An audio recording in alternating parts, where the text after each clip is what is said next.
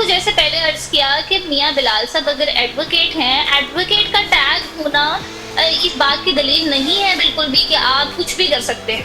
ठीक है, लेकिन एक एडवोकेट के perception साथ दी अगर जाती एक है बंदा कि फेमस हम भी तो है और उसके सिग्नल पास भी तोड़ पैसा भी सकते है। हैं, हम जो है वो किसी को जो है ना लड़ाइयाँ भी कर सकते हैं, ये परसेप्शन दी जाती है, लेकिन ऐसा नहीं है। ठीक वो है, तो हमारी आगे बहुत इन बड़ी फ्यूचर में जिम्मेदारी कोई आज इलेक्शन होती है वगैरह कि भी हम लड़ने जा रहे हैं। कानून फॉलो करें, और कानून को सिर्फ फॉलो ही ना करें बल्कि लोगों से भी करवाएं। तो मेरा नहीं ख्याल कि अगर बिलाल साहब एडवोकेट हैं तो उनको इस चीज़ से इस्तेस्ना हासिल है कि वो कुछ भी कर सकते हैं। मैं ये कह रही हूँ कि उनके एक तो वो एडवोकेट हैं, दूसरा फेमस भी हैं, तीसरा उनके पास पैसा भी है, और चौथा ये कि वो हमारे पास आए थे और उन्होंने अनाउंस किया था कि मैं फ्यूचर में इलेक्शन जो है वो लड़ूंगा और मैं किसी अच्छी पोस्ट पे बैठूंगा।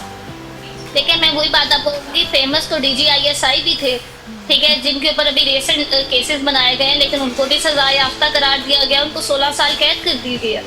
तो फेमस तो वो भी थे। तो फेमस होना तो मेरा ख्याल है इस चीज़ की दलील नहीं है कि उनके ऊपर कुछ हो नहीं सकता या उनके ऊपर कोई कानून सबके लिए बराबर है।